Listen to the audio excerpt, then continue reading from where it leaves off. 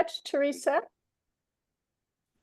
Thank you so much, Teresa. Welcome to the Democrats Abroad Arizona candidate event. I'm Katie Solon. I'm with the Arizona State team. I live near Munich, Germany, and right now I'm in Maricopa County, where I vote and where I'm doing my DA work remotely and door knocking for candidates, including some of those on this call. Arizona is once again a critical battleground state. The presidential race is a toss-up here. If we want to hold the US Senate, we need to elect Ruben Gallego. In Hakeem Jeffries' words, we are neck and neck with Team Extreme for the House majority. And we really can flip 2 of those needed 4 House seats right here in Arizona by electing Dr. Amish Shah and Kirsten Engel. For the first time in 40 years, we can win control of the state legislature if we just flip 2 seats in each chamber. That's 2 seats. Other critical down ballot races are very, very close. And finally, abortion is on the ballot.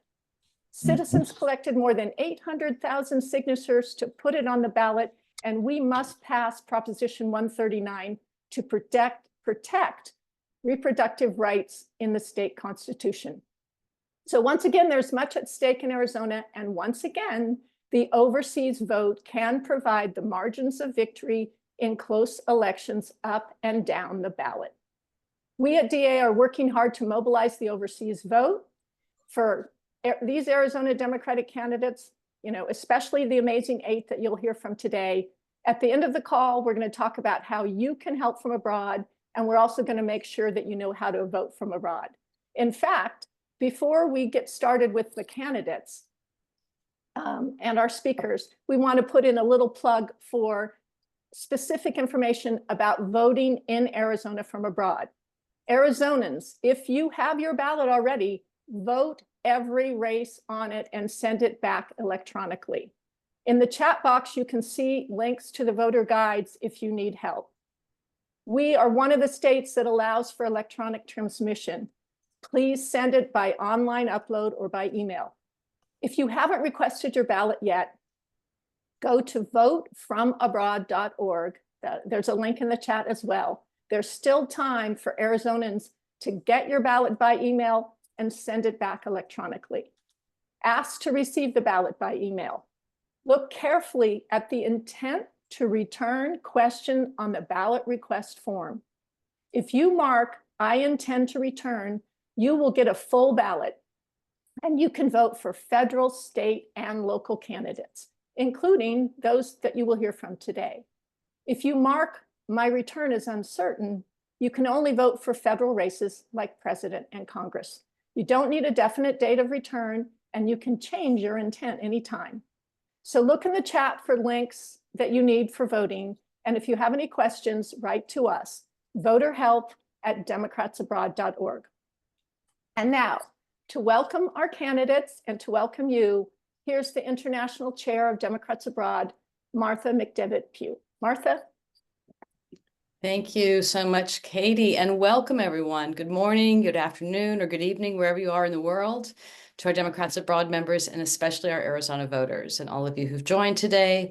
At the Democratic State Party for U.S. citizens who live outside the United States, this is a super exciting moment. 21 days out from a critical election for president to keep the Senate and win the House. And if you requested your overseas ballot, you should have it by now. And if you don't have it, you should follow up.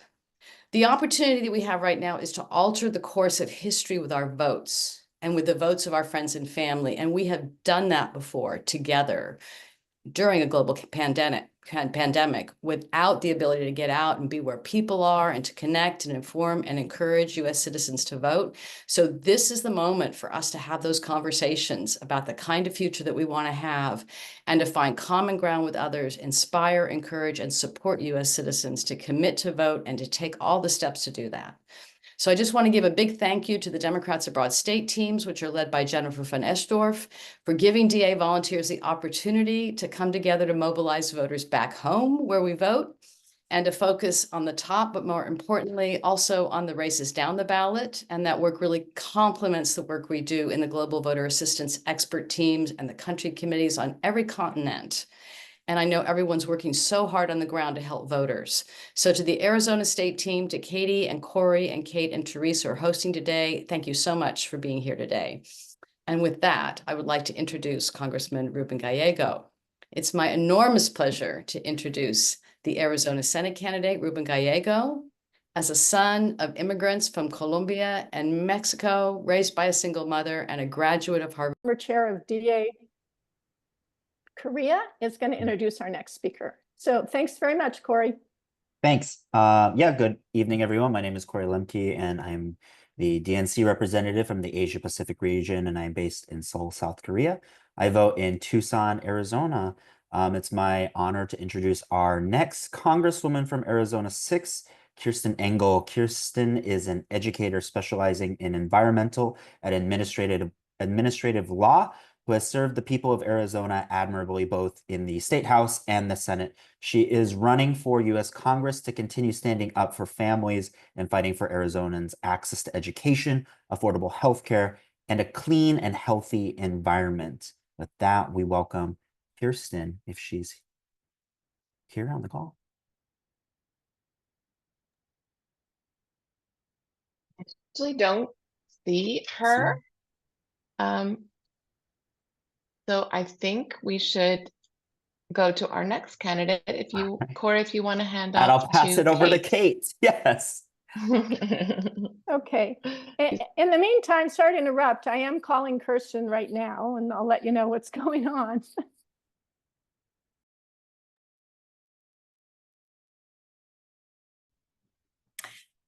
Hello, all. So thank you, Corey. And so I'm Kate Sawyer. I live in Switzerland. I'm a legal volunteer with Democrats Abroad and the voter protection team. So now it is with great pleasure that I would like to introduce Dr. Ami Shah, an emergency room physician running for Congress in Arizona's 1st Congressional District.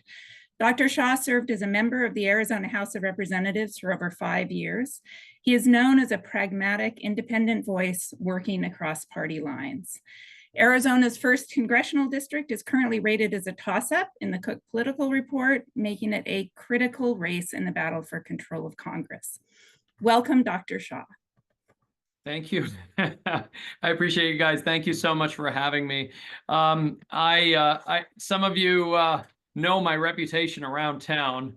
It is for knocking on doors. So if you are abroad and I did not knock on your door, I apologize that I couldn't get around the world to knock on your doors. So I'm a physician. I've been practicing for about 20 years. I got into politics 7 years ago. I ran 3 times. I won 3 times for the Arizona House of Representatives. And I did this only for the sake of public service, try to make the world a better place. And what I noticed right away was that people felt a little disconnected from the people that they who are supposed to represent them, the politicians or the public servants. So over the last 7 years, I have spent my time doing door-to-door canvassing as my primary method of campaigning. And at this point, I have knocked on 22,000 doors myself in order to meet the people of our district, which is why I've won 3.5 elections in a row. And so but getting into office, to me, it meant honoring that sacred trust that we had between candidate and the voter, in that I told them that I would listen to their concerns and then take action to make a tangible difference in the lives that we serve. So I went and knocked on every door in the Capitol, Democrat, Republican, House and Senate, so that I could get to know who they are and understand them and try to make relationships happen. And that we did. It took a little time and develop a little bit of trust. But after 5 years, I passed more bills into law than any Democrat in over a decade in our state. And that was because we tried to find common ground, and really there's no other secret sauce. Treat people with kindness and respect, stop the fear, hate, division, and be one of those people who wants to roll up the sleeves and get to work down there. So it's been an honor to do that while still practicing medicine. I work at Mayo Clinic in the heart of CD1. And I wanted to take that same kind of approach to Washington because I keep getting told that there is some level of dysfunction in Washington. That's the rumor going around. And so I said, well, okay, let's do that. So I jumped into this race. And you guys may know that this is one of the closest races, if not the closest race in all of America. I'm not exaggerating that. The big Democrats, the famous ones that you all know the names of, they've all kind of said the same thing from the beginning of this race.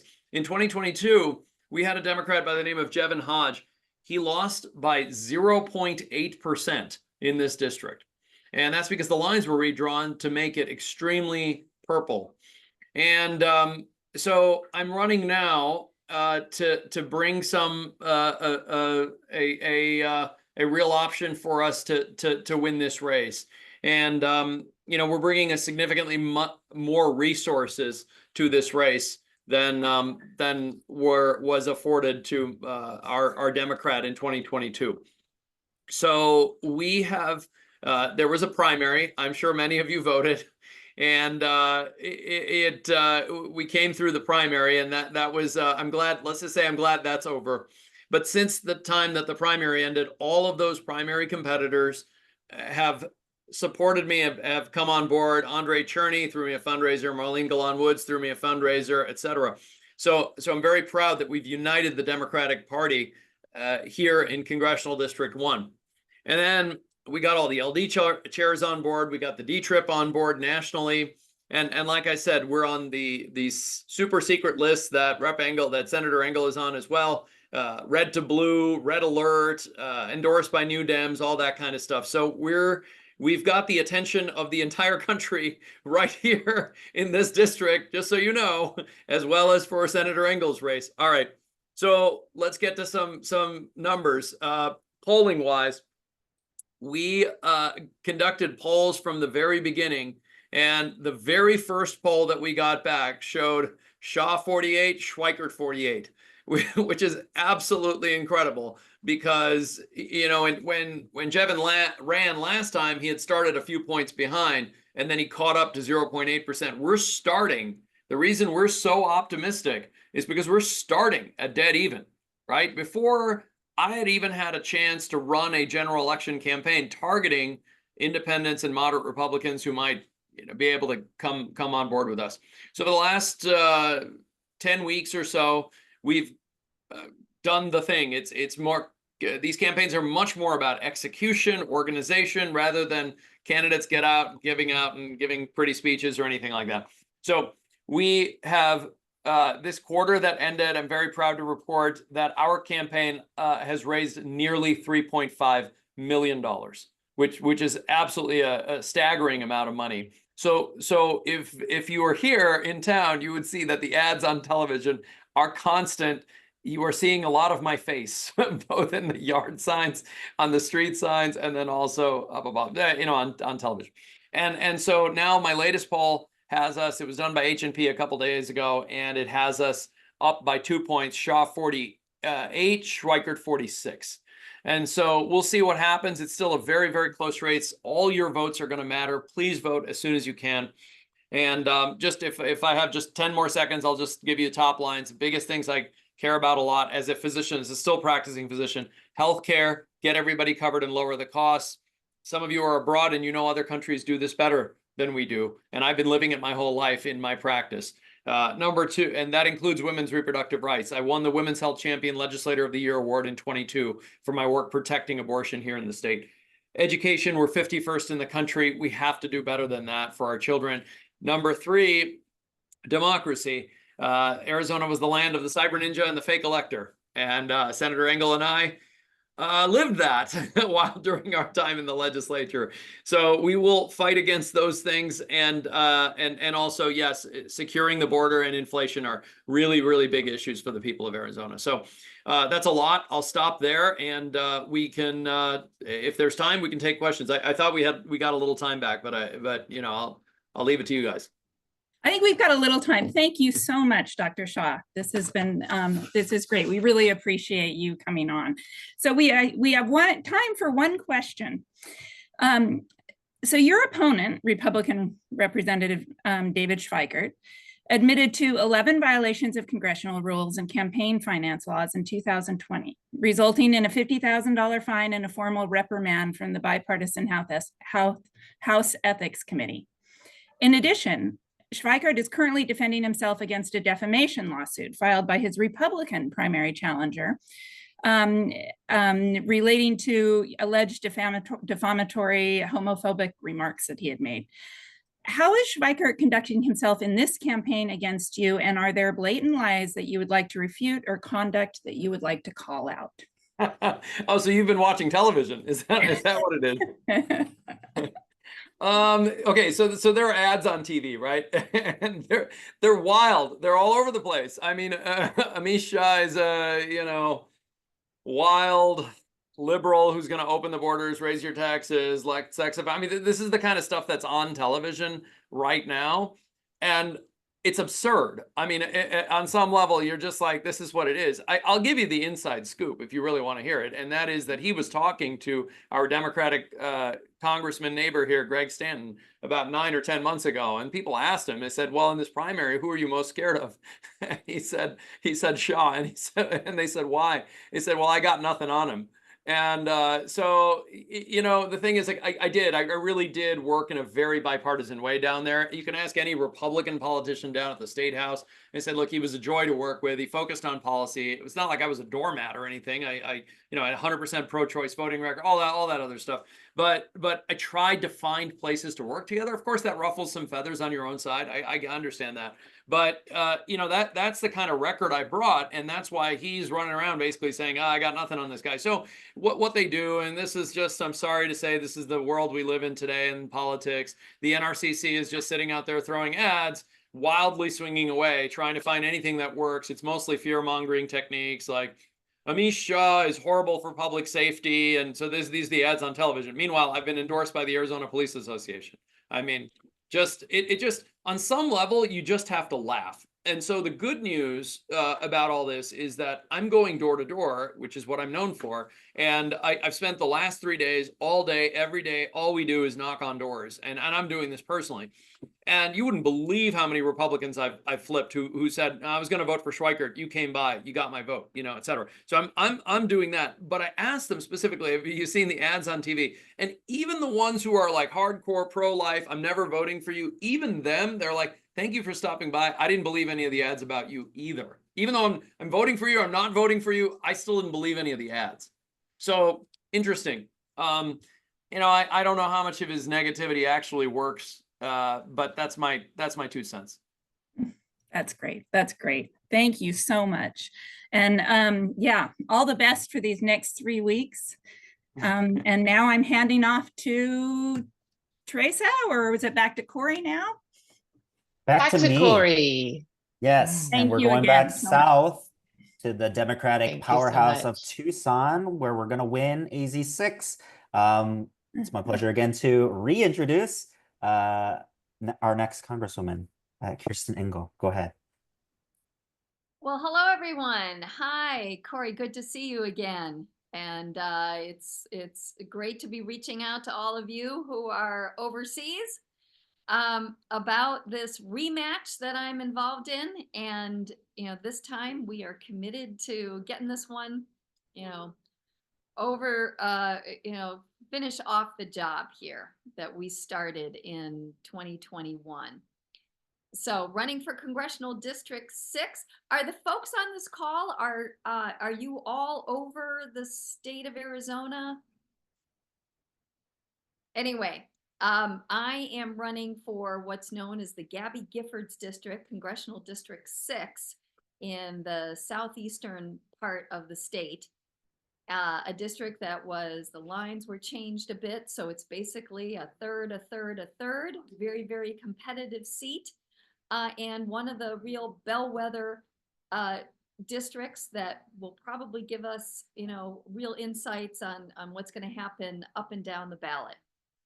So this district literally could decide, whether or not we have enough votes here in Arizona for Kamala to win at the top of the ticket, whether or not we're able to hold the Senate by electing Ruben Gallego, whether or not we're able to flip the U.S. House By adding another House seat here, we only need 4 in order to get our majority back. And also importantly, because we're working a lot with the down ballot races, especially in the Arizona legislature, whether or not we're able to flip the state house for the Democrats as well. So top issues in my race are reproductive rights. We know how important this is. We know what happened when Roe versus Wade was repealed in the US and, supposedly leaving this to the states. But we've really been fighting really a two-front battle on this, both on the state level, where Arizona has now instituted an abortion ban that after 15 weeks, there's no exceptions even for rape or for incest. And then we also have abortion restrictions coming out of Congress. And my opponent, Juan Ciscomani, he's been lining up with the extremists and the far right on this. He says he wants to leave it to the states. He cheered the repeal of Roe versus Wade. And then in Congress, he has been voting to restrict abortion access, from restrictions on medication abortion to restrictions on the availability of reproductive care by our active duty service members.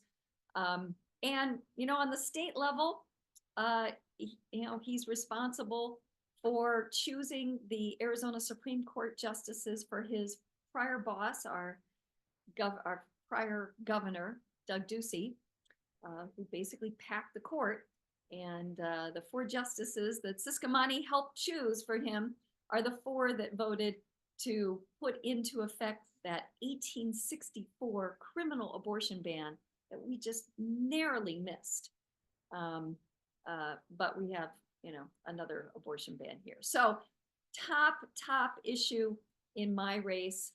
Other top issues, of course, and I'm sure that you've heard about them from Amish Shah, working on our issues of border and immigration. So we know, neither party's done well on this issue. We did have an opportunity for a big step forward in terms of security and asylum officers in that bipartisan border deal that the Senate negotiated. And Border Patrol Union would have supported it. President Biden would have signed it, but my opponent rejected it along with the others in the House caucus after Trump told them, don't fix this crisis, because then I won't be able to run on it for my campaign. And sure enough, that's what happened. And so we've been talking a lot about that because, I'm running on bringing border solutions and fixing our very outdated immigration laws that we know haven't been amended for something like 35 years. So there's all kinds of important work that we need to do. And we found my opponent, Republican caucus, just wants to keep this a crisis without embracing bipartisan solutions.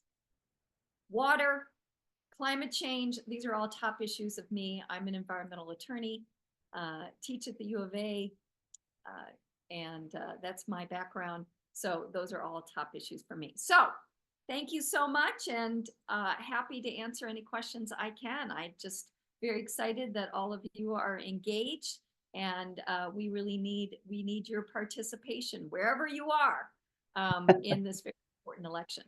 Yes. And with that, yeah, that's a great transition. Maybe you want to speak a little bit more, to your expertise. You must be concerned with the Supreme Court decisions in those areas in the last, couple. So as you campaign across the state, and as a young person myself, right, are you hearing those concerns amongst voters? What are you hearing in terms of the environment? What about Project 2025? Is that something that, young Arizonans are aware of and are worried about? Yes, and we've had a series of, bad Supreme Court decisions on the environment, and really undercutting the power of our federal government to address this issue.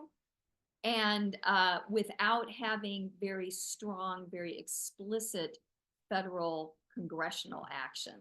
So this feeds right into my expertise as an environmental attorney. I want to get in there and make sure that, you know, Congress is passing strong laws that support renewable energy. This will bring down our utility bills, address the climate crisis, and also make us a leader in the world to working with other nations, because this is absolutely a global crisis, and we just can't be absent from those global discussions as we could be, and we certainly could be a bigger force in that. So yes, people are very, very concerned about this, especially young people. You know, we are seeing the high temperatures. It's just been unrelenting heat here in Arizona, certainly impacting our water resources. We're dealing with drought conditions around the state, wildfires. And it's like, come on, folks, you know, let's do something about this problem. This is our home. This is our planet. This is our future, our kids' future. And it's clear that we need to get in there and work. We need action, and we really need Congress to do more. Yes. Well, thank you so much for your time. And again, if you have received your ballot, which you should have as an Arizona voter, make sure you're in Tucson or you're a Tucson voter, make sure to vote for Kirsten Engel. And thank you so much. And don't forget to bear down, everybody.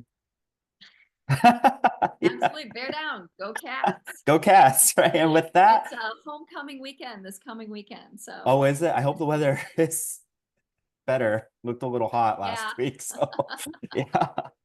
One can always hope. Yeah. Yeah. Okay, thank you all, and let's get this thing done. Let's get it done. Thank you so much for your time. And with that, we will transition, I think, over to Teresa. Teresa's next.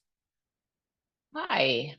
Hello there. Yes, I'm Teresa Ritterhoff. I'm coming to you from Germany. I vote in the great state of Illinois, but my stepfather and his beautiful wife live in Tucson, and I'm very excited to help get out the Arizona vote.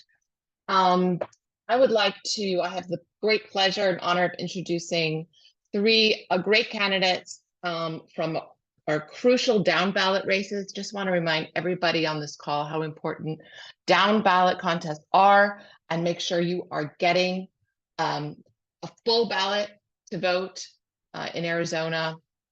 It is your right.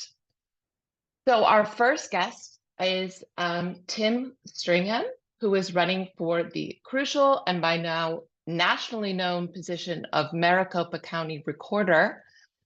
And Tim has plenty of overseas experience himself, having served all over the world in both the Army and as an attorney in the Judge Advocate General's Corps, the Navy as well.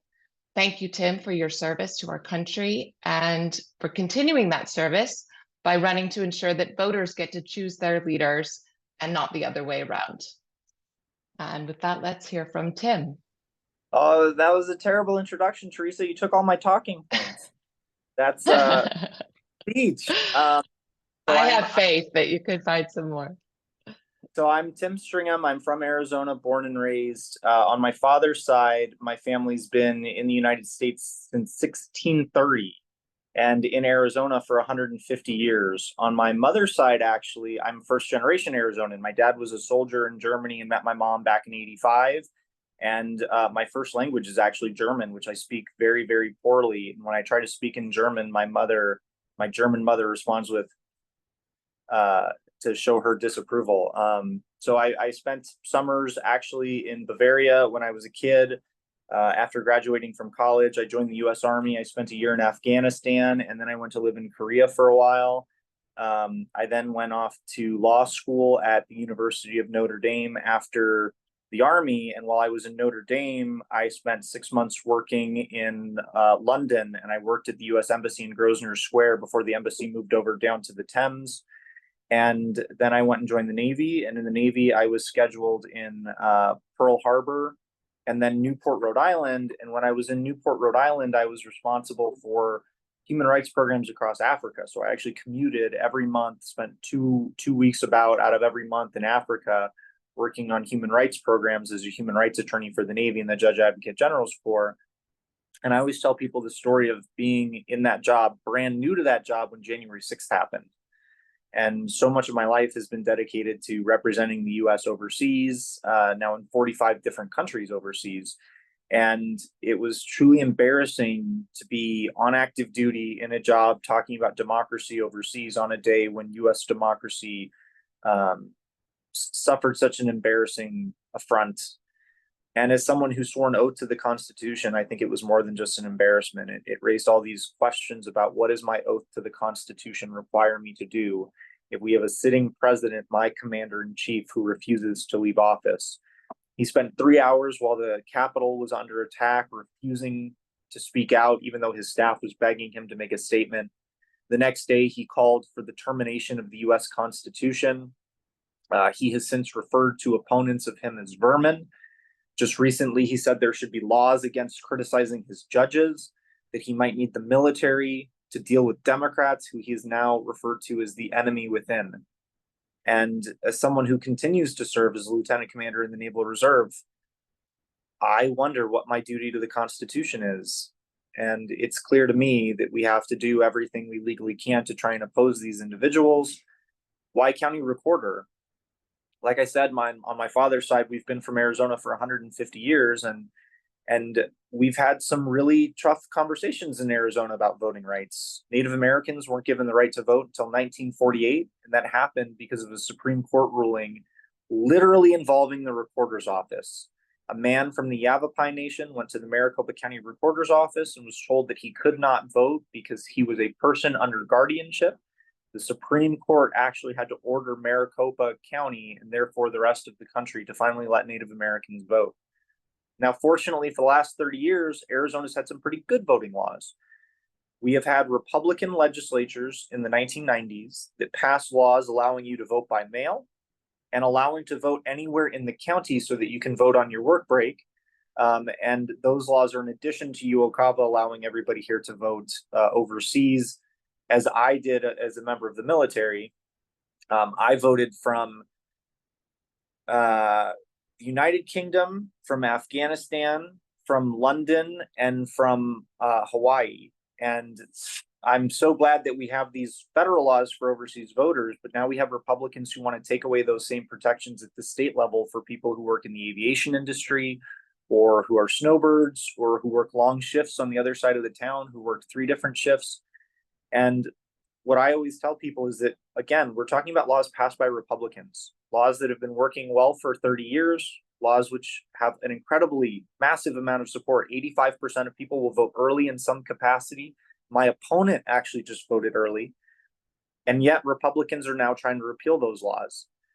And I think it is absolutely horrendous where in a government of, by, and for the people, politicians want to change the rules only when they begin to lose elections.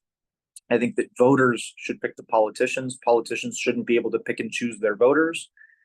And if elected, what I promise people, whether you're independent, Republican, Libertarian, Green, Democrat, is I will work to protect the right of everyone to vote, to obey all federal, state, and local laws. And that is a guarantee that Republicans are no longer willing to make. Republicans in the state of Arizona and the state house voted unanimously to get rid of early voting. They voted unanimously to get rid of your ability to vote on the other side of the county.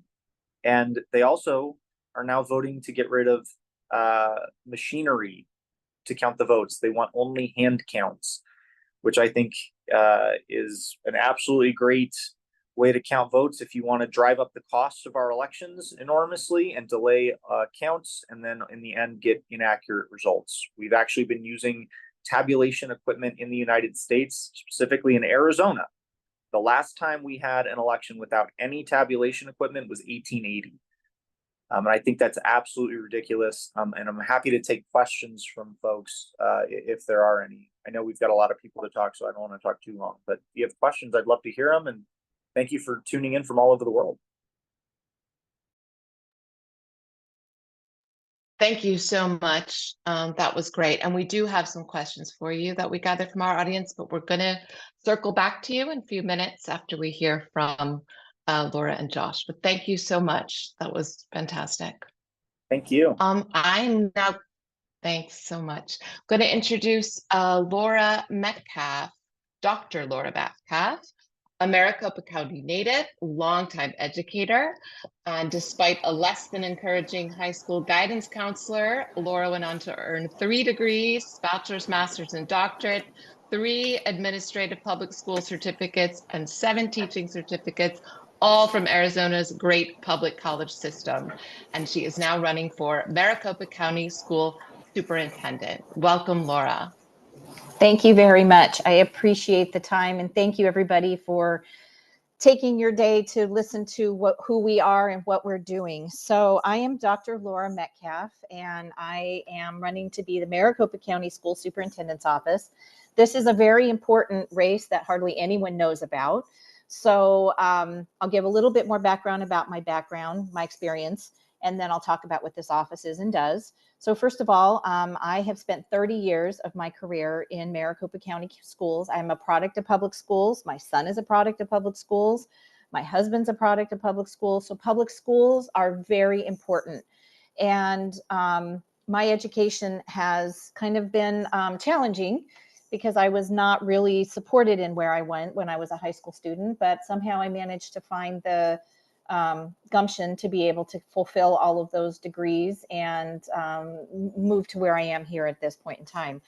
So I am running for Maricopa County School Superintendent. This office replaces school board members who step down from their seats.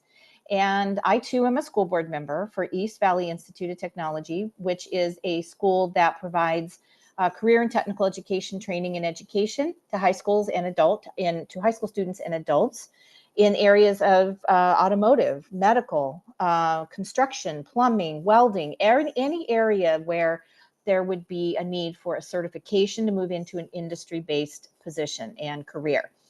So this office, I will likely be able to replace my own seat, and because that's what this office does. Any school board member who steps down from their seat and cannot finish their term, this office will replace that individual. And we have 30 days under state law to do that.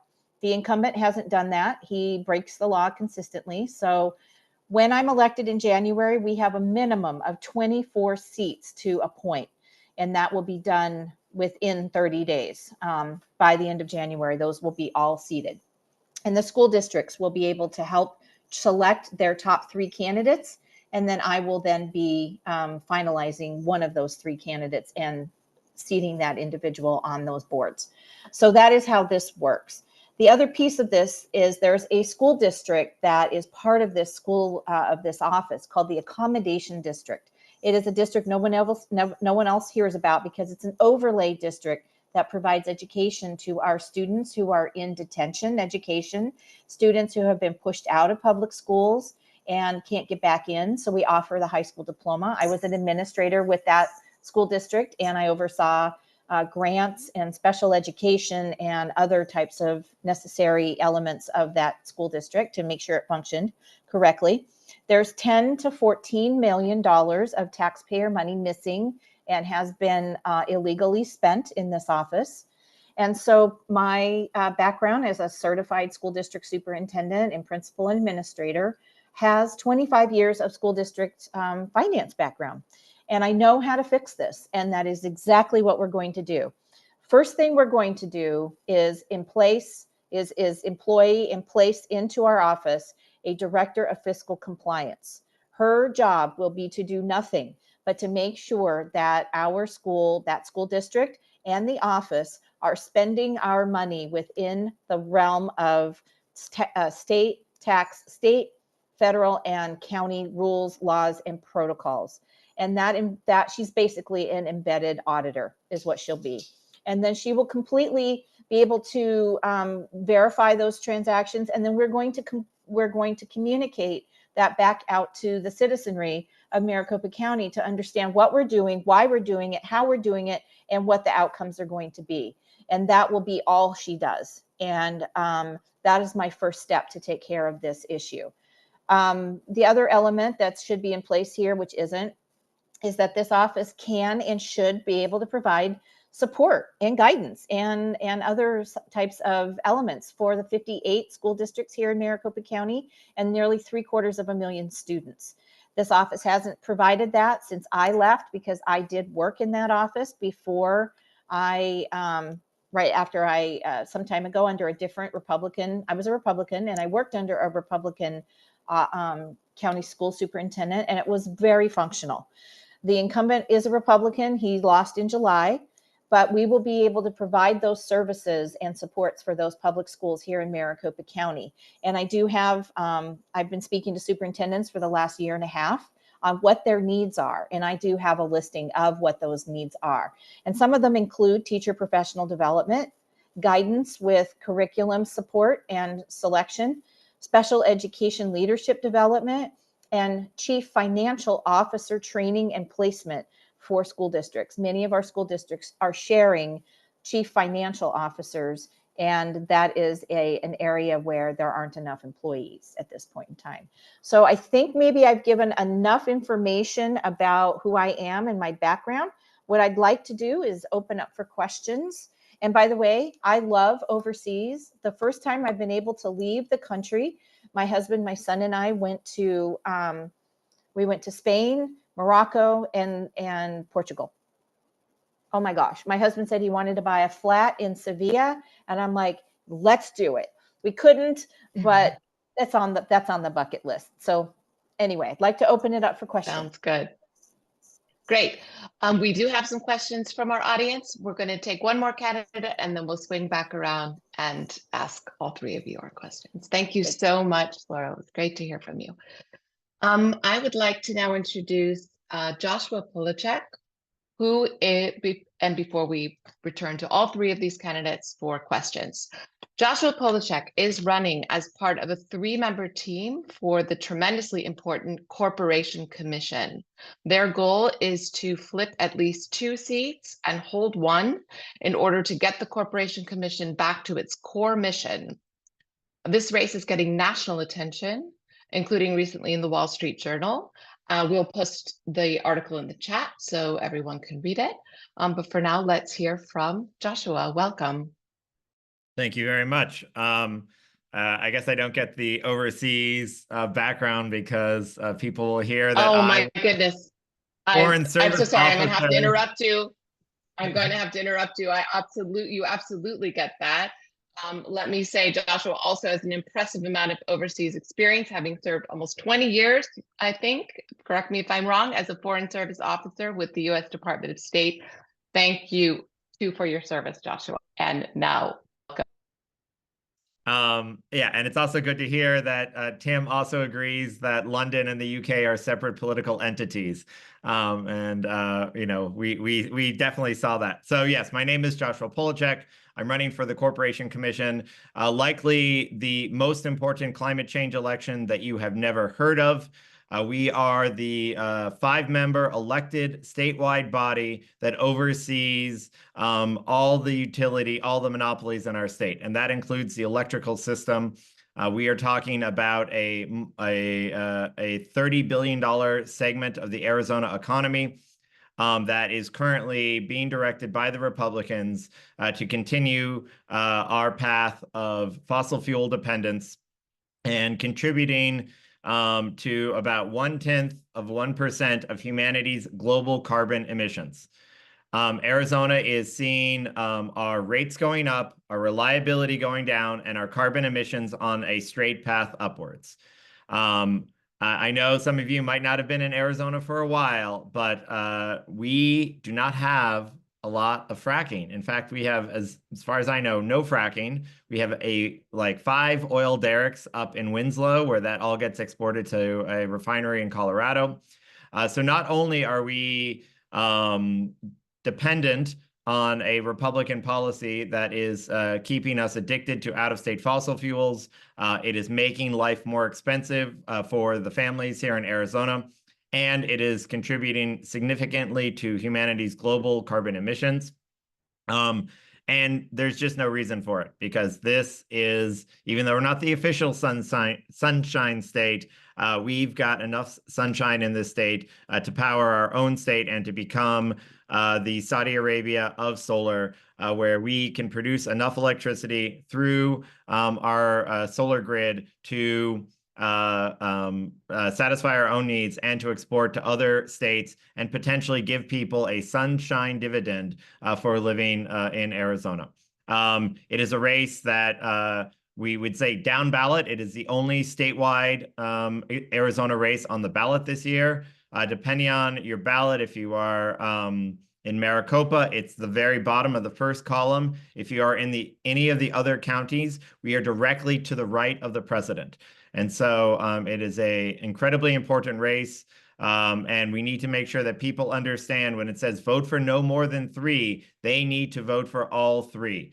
If the Democrats do not have a clean sweep in the Corporation Commission, we are going to leave it in the hands of not just MAGA, but the top vote getter on the Republican side is an open QAnon adherent who was personally recruited by Michael Flynn because they have a plan to take over our state, starting at the school board, moving through the city councils, up through these state offices that people don't pay attention to. It is critical. We are talking about 10 to 15% of the Arizona economy and the future of whether this is a livable state. And again, I'd love to take questions. Happy to talk about my background. I was an American Citizen Services officer in Santo Domingo. I have voted in Harare, Santo Domingo. I did vote in a city election in Mosul when I was there at a provincial reconstruction team, Beirut. I didn't vote in Islamabad. I voted in New Delhi and Kingston. And I am just, it's amazing. Arizona was at the forefront of being a government where we wanted the voters to be, it's easy as possible for the voters to vote. And somehow we have turned it around, and the politicians seem to be afraid of the voters because they know they're going to lose. And that's just not right. I want to see automatic voter registration. I want to see universal access to the alternative forms of voting in our state. And for me, and when I told my other foreign service friends that Arizona allowed you to vote by email, they completely flipped out. Especially when I was at the provincial reconstruction team in Mosul and people are having to get their ballot through the APO and mail it back and hoping everything worked. I just printed mine out, filled it out, took a picture, sent it to my recorder, and got a confirmation that my vote was tabulated. Every state should have what Arizona and what all Americans had as recently as 10 years ago. Amen to that. Thank you so much. Of course, our audience is always very interested to hear about your experiences overseas and from voting from overseas. And I guess we'll start there if we can get Tim on here too. Wanted to ask you all a question about your experience overseas, but Laura, feel free to weigh in here too. You were representing our country. We all represent our country, even as civilians being overseas. We really just like your input or to hear what you would say if you were still abroad. With that question that we get really often these days, what is going on in America? Tim, you already spoke to this a little bit, but if you want to weigh in again, we'd love to hear your thoughts. Yeah, and I'm sure Josh will have tons of these experiences too. So I was in London on the night of the 2016 election, and I woke up the next day, and when we went out in the streets of London, when Brits, either our British friends or shopkeepers, whoever it was, when they saw you and if they knew you were American, they just started laughing at you. And if you were American in London the day after the 2016 election, you could go into any pub in London and get a free beer as a consolation prize for what had just happened in America. But what a lot of Brits said to us actually was, we know what it feels like. We just had Brexit here. And right, if you're in Germany right now, Alternative for Deutschland is obviously making gains and inroads in some communities. In my family's hometown in Mistelgau outside of Bayreuth, like I have actually uncles who support AFD. In France, we've seen the National Front. We've seen nationalist movements in Spain, in Italy, in Hungary, in Turkey. And so it's interesting that what you have is an international nationalist movement. And societies are complicated. Societies do things for complex reasons. And sometimes we take a step forward, sometimes we take a step backward, sometimes we move side to side. But I think what's going on in the US and everywhere else is that there is this anxiety about how quickly the world is changing. And I think if you don't acknowledge how much technology is changing our lives, how AI is changing our lives, how we're worried about changes in the job markets, how communities are changing at a faster pace than ever, how climate change, all of these things are conspiring to make us feel powerless, and it's happening all along the world. And I think as a Democrat and as an internationalist, the way that I approach these things is let's try and reach out, let's try and work together, let's try and cooperate, let's try and build a sense of community. But I don't think it is crazy that the sense of anxiety has in some quarters led to a panic and this huge desire to just yell stop and this reactionary attempt to go back to the past. And I think when you put it in those terms, you understand that what we're facing in America is not an American problem. Climate change is not an American problem. Assaults on democracy are not an American problem. These are things that are happening everywhere in the world. And I think the correct answer is not to say, oh, these people are so ignorant or they're so dumb, but to take a deep breath and let people voice their fear and then see if we can guide them in the direction of productive solutions. That's how I explain it. And I think that's my approach to the problem. And I'm sure Josh has seen that all around the world as well.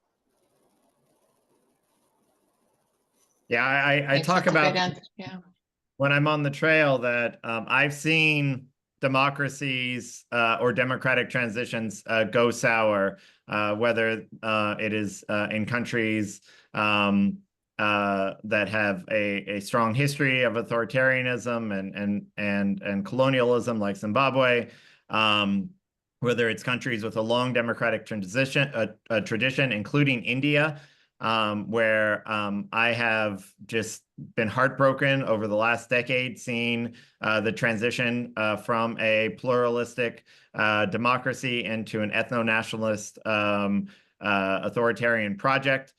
And we have to remember that, yes, this is happening all over the world. There is no shadowy cabal of folks sitting in some Bond villain lair pulling strings, but we do see Russian. Say what? But if there is, we would like an invitation. Oh, yeah.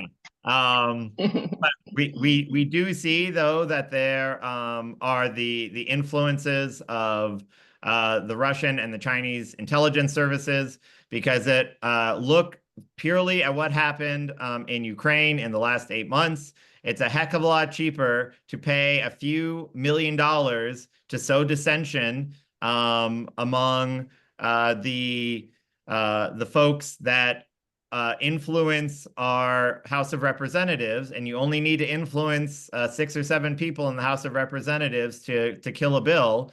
And the Russians were able to skate through an attempted counter offensive by the Ukrainian forces because of the delays in getting American material to Ukrainian forces this summer. And so we're looking at another winter of deadlock and attrition, which of course favors Putin in the long term, as long as he can keep the revolution from happening in his own country and the push. But we know that America is incredibly strong. We know that America is incredibly powerful, and the only way that we can be defeated is from within. And our adversaries, whether it is our traditional adversaries from the old Eastern Bloc, whether it is in allianceship with the kleptocrats that are scattered across the world, folks like Bolsonaro, folks like Museveni in Uganda, that there are people in every sector of the world that want to see the project of democracy fail. And one of the things that Tim brought up that we need to acknowledge is that there is the American past was not as great as it was for people like Tim and me than it was for a lot of people that we're fighting for. That as a retired union member, we have to remember in Arizona, a Democratic governor in the 1980s, like 30 years ago, called out the National Guard to help break a strike. That the police departments in our state were used to put down protests as recently as 2022. And so there's still parts of America, the America that has not yet become, that the other side is trying to push down, because they know that once we cross that boundary, it's going to be increasingly difficult for them to get back into power again. Okay, I'm going to have to unfortunately leave it there on that somewhat dismal note. But Laura, I'd like to give the last word to you. If you want to, you can see there's no safe haven even in Europe these days. But if you want to talk about that, or if you want to address something else, feel free. The last word is yours. Sure. So I haven't spent as much time overseas as Tim and Joshua have, but I can say that on the trip that my family took back in May, most of those conversations, when they found out that our travel cohorts were understanding that I'm running for a political seat, it became a conversation of how are you going to live in an environment if you have Donald Trump elected again? How embarrassing is it for the American people? How and it's going to affect us in our country. So there were individuals from Australia and New Zealand and Canada and different parts of Europe. And, those were questions that I just couldn't even really answer, because I said, yes, you are correct. It affects everybody. And yes, it is embarrassing. But on the other hand, we are trying to make sure that, and this was before President Biden stepped down, that this doesn't happen. And, and then they thought I was running for mayor, and I didn't. I was running for a school board, a school candidacy, and had to explain that. So the bottom line is that there's so much concern from other people, not only Americans abroad, but other people who live in different countries. And so that was concerning to me, but I really didn't have any good answers for them. So, but that's what. Well, let's try to take encouragement from all the concern, and I want to thank you all the best for the last 3 weeks, and know that you have constituents all over the world rooting and voting for you. Best of luck. Thank you so much. I'm going to Thank you. Thanks. Going to hand over to Katie.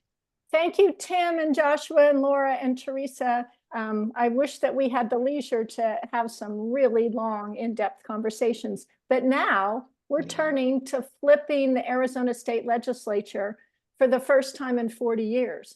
Republicans barely control the state Senate by 2 seats and the state House by 2 seats. That is really 2 seats in each. We can flip the legislature this year. We have the candidates. We have support on the issues that count. We need to vote yes on Proposition 139. If you are an overseas voter, make sure you get the full ballot so that you can help decide these races and these issues. Today, we're lucky to hear from 2 very busy Democratic state legislature incumbents. The first is Christine Marsh, who's running for re-election to the state Senate from LD4, where I am sitting right now. Christina's made herself a name for herself by supporting school funding, really fighting against dangerous cuts, and for passing life-saving harm reduction legislation, providing testing strips for fentanyl. She has really led the fight on many of our issues, from education to reproductive rights. She is the 2016 Arizona Teacher of the Year, and we really need to send her back to the state Senate to continue her work on the behalf of all Arizonans. Welcome, Christine. The mic is yours. Hi, thank you. It's an honor to be here. Happy to see folks from all over the world. And it's good to see you, Katie. Yeah, as Katie said, that we are so close to flipping, but I do want to point out that even a tie will be an absolute game changer for the state of Arizona. But certainly we have our sights set on flipping. That relies on my district, though. You know, I start way behind the starting line, in the sense that I represent, as a Democrat, I represent roughly 22,000 more Republicans than Democrats. So we know the race is going to be tight, and we are doing the ground game that it takes to win in this district, meaning we are knocking a whole lot of doors and making a whole lot of phone calls.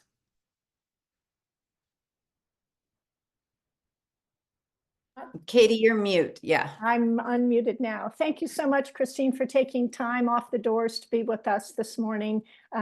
It's getting hotter out there, so we know you probably want to get out there before the middle of the day. But now I have the pleasure to introduce your colleague and our neighbor to the south and east in Mesa and Tempe. Lorena Austin is the incumbent state rep from LD9. She's up for re-election. They have been a stalwart advocate for reproductive rights, for affordable housing and education, among many other issues of concern to us Arizonans and the world, really. Lorena serves on the State House Appropriations and Commerce Committee, is the secretary of the Latino Caucus, and is also a member of the LGBTQ Caucus. Lorena, welcome. Thanks for coming to us today. Yeah, thank you so much for having me. It's good to see you, Senator Marsh. It's great to be here. And Katie, it's good to see you. I remember you coming out last cycle, so it's good to see your face again. Yeah, I'm Representative Lorena Austin. I have the honor of privilege of serving Legislative District number 9, which is West Mesa, a little bit tiny part of Tempe. I'm a 5th-generation Arizonan. My family has lived in my district for over 100 years. And prior to coming to the legislature, I worked in higher education at our community colleges here in Arizona for about 10 years, most recently as a student government advisor at Mesa Community College, where I'm an alumni from. And it's been a trip, y'all, serving in Arizona the past 2 years. And, I originally, came there because I'm really focused on higher education and students, but also recognizing just the many difficulties our constituents face, affordable housing being a very big one in my district. I come from a very, very working class district here in Mesa and LD9. And so my priorities have really been, also too, I'm also the first non-binary legislator in the state of Arizona history. So we've had a lot of anti-LGBTQ bills come across and land in my committee. And so it's been really eye-opening to serve in a legislature and sit 10 feet away from the wildest things you've ever heard in your life, and knowing that if you just had one more seat, you really could make such an indelible impact and bring community policy to the legislature for our constituents who are really in big need of them. I was really lucky to have a bill sponsored and added to the budget for about $20 million into our Arizona Promise program, which helps students subsidize their tuition at the state universities here. So really, really proud of that. But yeah, Arizona's facing, a really generational defining election as across the country. But, it's taken us about 60 years to get to this place. We've had a Republican controlled legislature for 58 years. And so it's because of people like you who continue to understand how important these elections are and what democracy means to us. And so while we have a lot standing in our way and a lot to do, we're really putting in the work and understanding that it's taken us this far to get here. We used to be a super minority and now we're almost tied. And like Senator Marsh said, that would change everything for us. That would split our committees so we could actually get our bills heard. It would really empower us to do so many things for the people. So just thank you so much for having me. Yeah. Thank you for being with us. We have a couple of questions that we have collected from the audience. You can decide which one of you would like to answer, I suppose. The first one is, how important are reproductive rights generally and Proposition 139 specifically to your constituents? And maybe I'll add to that, and to your races and to control of the majority in the legislature. I like all the questions. So all right. Go for it, Christine, please. Yeah, and I'll keep it I'll keep it rather short, but yeah, reproductive rights are incredibly important to my constituents, and it crosses party line. I talk to a whole lot of Republicans because as I mentioned earlier, I represent more Republicans than Democrats. And even amongst the Republicans, it is a very important issue. I cannot count the number of times I've had Republican gentlemen come out and basically lead with, well, this doesn't affect me, but I have a daughter, or I have granddaughters, or my wife, or, you know, whatever the case might be. And certainly Prop 139 is also important to our constituents. And we have high hopes that that will indeed pass. There is going to still need to be some cleanup in the, you know, hopefully in the next legislative session, which my seatmate, who is not running for election, so he actually has time, is getting those bills crafted to hand off to other Dems who are indeed running for re-election. So I'm very grateful to have an actual medical doctor working behind the scenes to clean up the abortion issue that will still need cleaning up, even if Prop 139 passes. Yeah. So just to remind people, to get that proposition on the ballot, some 340 or 50,000 signatures were needed, and more than 800,000 were submitted, and everybody was collecting them. I know both of your offices were, because I was working with your people as we were knocking on doors, getting those petitions signed. So we really hope that all of those signers are getting out to vote and bringing everybody else with them that they can. So our next question, reading from the news from, as we are overseas, we hear a lot about the polarized US. This can be such a loaded question. How do you see this reflected in the Arizona state legislature? And do you have any experiences of bipartisan cooperation during your time in office? Lorena, you want to take it? Oh, wow. Yeah, it's Oh, there. wow. Again, I think I kind of mentioned it was really kind of shocking, you know, to see the polarization at the legislature. And is interesting for me because I think Senator Marsh could agree. We both come from swing districts, and I grew up in a pure swing district. My district is less than a percentage point between Republicans and Democrats. You know, I grew up in a mixed party household, right? And so I have a really large LDS population here in my district. It's actually like the second Salt Lake City of the world here in Mesa. So it was so interesting to come from a place where, you know, growing up, you know, I had parents that were really involved in the community and had really taught me to work across party lines and collaborate and be bipartisan, you know, and just talk. And then I get to the legislature and they don't want to talk. They don't even, I had some legislators that wouldn't even speak to me for maybe a variety of reasons, but it's extremely polarizing. And some of the things you wouldn't believe, you know, when the 1864 abortion ban finally got to a vote, we had a senator, you know, get on the floor, and I was there in the Senate, and Senator Marsh was there, and they said they got it right in 1864.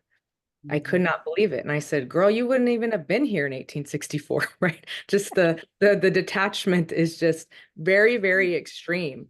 And so, you know, are there a few that maybe are willing to speak to you and work with on a few things, like, you know, extending state agencies, you know, things like that? Yes, like the things that kind of need to happen, you know, but also we have a Senate that won't appoint, you know, the directors of agencies for our governor, right? Just because she's a Democratic governor, the first one we've had in about 20 years. So it's extremely alarming, you know, and I hear stories from, you know, my family, my dad, who used to be really involved in politics, saying it never used to be like this. You know, you could disagree, but then at the end of the day, you might grab, you know, a lunch together or something afterwards. And that just unfortunately isn't the case anymore. And we've really seen MAGA extremists really take away maybe some of the Republicans who might have worked with us in the primaries, right? So we've seen a Republican senator who, you know, had been willing to work with some Democrats be ousted this past primary. And that was really unfortunate. And a lot of the Democrats were really, you know, kind of bummed about that, because this person was at least reasonable, right? And Senator Marsh can attest to that. It was Senator Ken Bennett. So it is polarizing. And so that's why it's so incredibly important that we just get at least one more seat as well, because again, that would tie, and it would have to forced compromise. I mean, literally nothing could really be passed if there wasn't some type of conversation going on. So yes, it's real, and that's why it's incredibly important we get this one seat, two, hopefully, but one at the very least. Can I just add something real quick? Yeah, just to give you all a flavor, at least they're saying the quiet part out loud now. I was told in the back stairwell, the session before last, that none of my bills would see the light of day because A, I'm a Democrat, B, I'm from a competitive district, and they don't want to give me a win. So we knew that already, but I'll give them credit for at least one of them having the courtesy and the guts to just tell me to my face that that's indeed what is going on. Yep.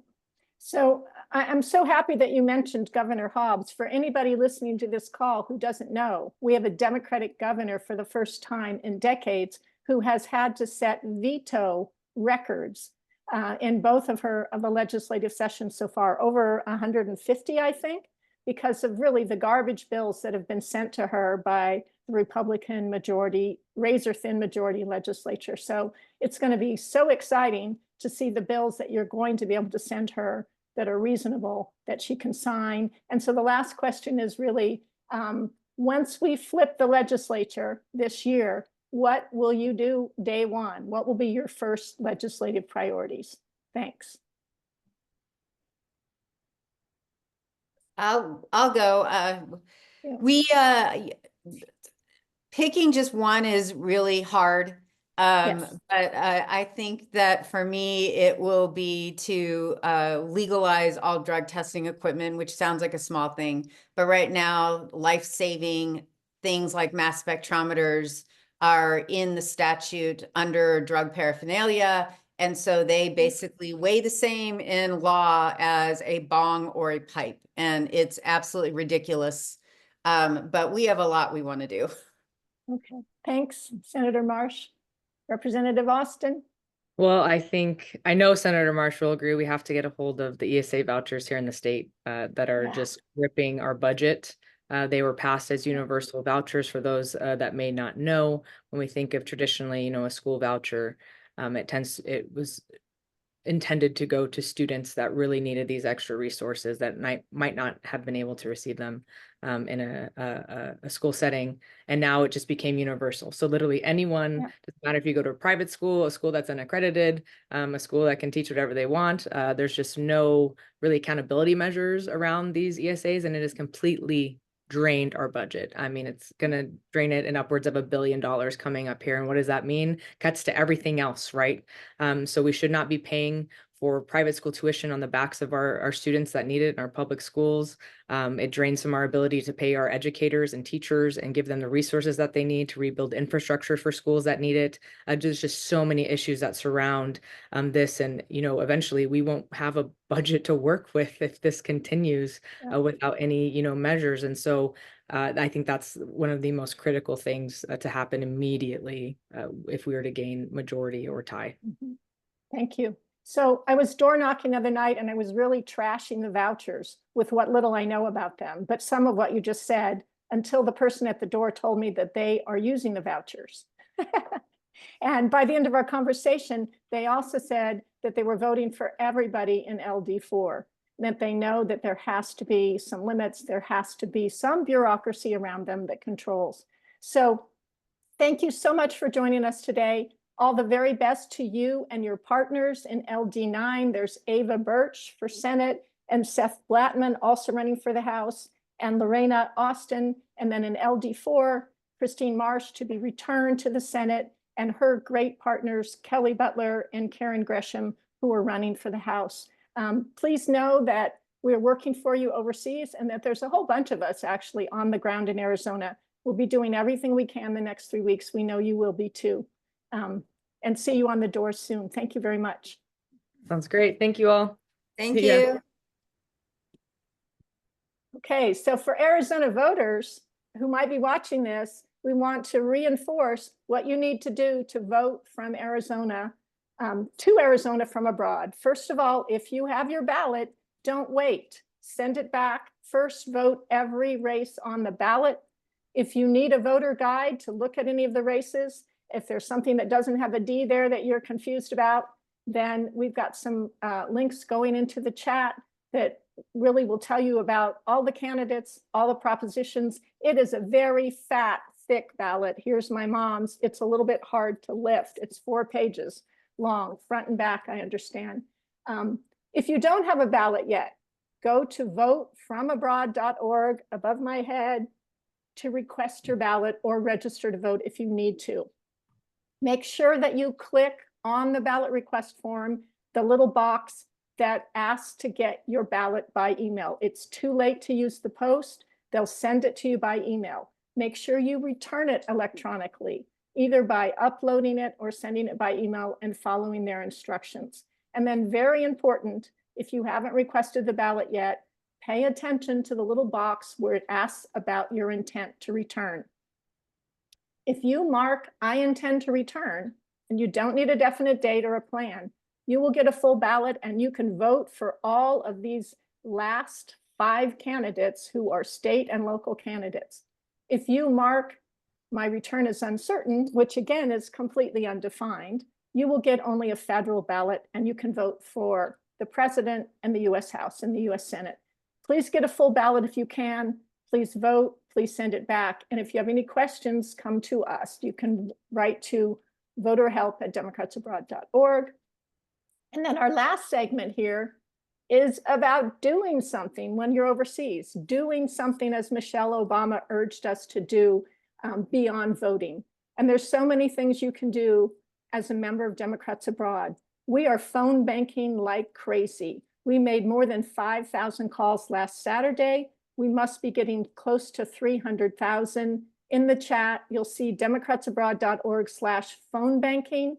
Go there. You can be one of our phone bankers because we have late deadlines in some states, because we have electronic transmission in some states. We can keep calling and doing good work up until Election Day. Please add Vote from Abroad to your email signature so that everyone that you're writing to knows about this website. Share Vote from Abroad and voting information on social media. Get trained to be a voter assistant. That link is also in the chat box. We have a 24/7 helpline that is attached to Vote from Abroad. You can help voters learn how to do it. We'll teach you. You can also support any Arizona candidates, those we've talked to and others in your home district. We have a link in the chat about Arizona candidates, and you can go to their websites and figure out how to help on the ground, remotely, or donating. And then finally, of course, what we do overseas costs less than what a lot of state parties do, but there are costs associated with our Get Out the Vote efforts. So please vote, please donate to Democrats Abroad. That link is in the chat too, democratsabroad.org/donate. And now I wish I could turn over to David Schallenberg from Democrats Abroad Mexico, because he was going to tell you about what one of our on fire country committees is doing.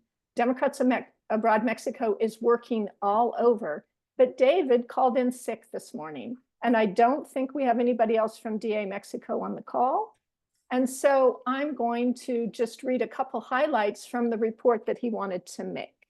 I'm going to tell you that Democrats Abroad Mexico, for the first time, was working in collaboration with the county parties of the Arizona Democratic Party along the border.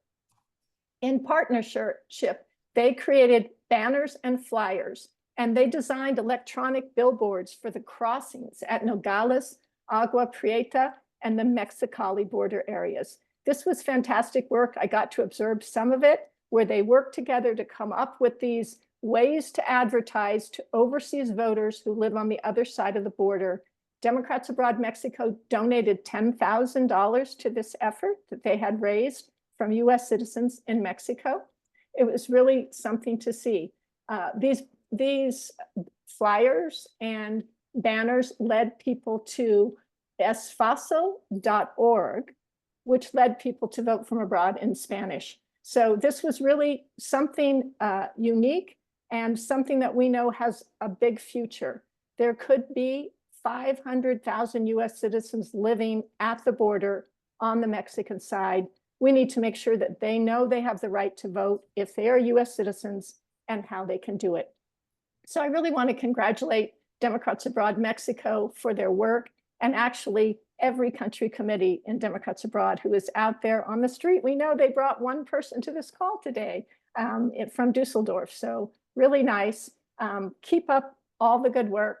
And now I'm going to introduce Teresa for just a minute to talk about the Democrats Abroad state teams. Teresa.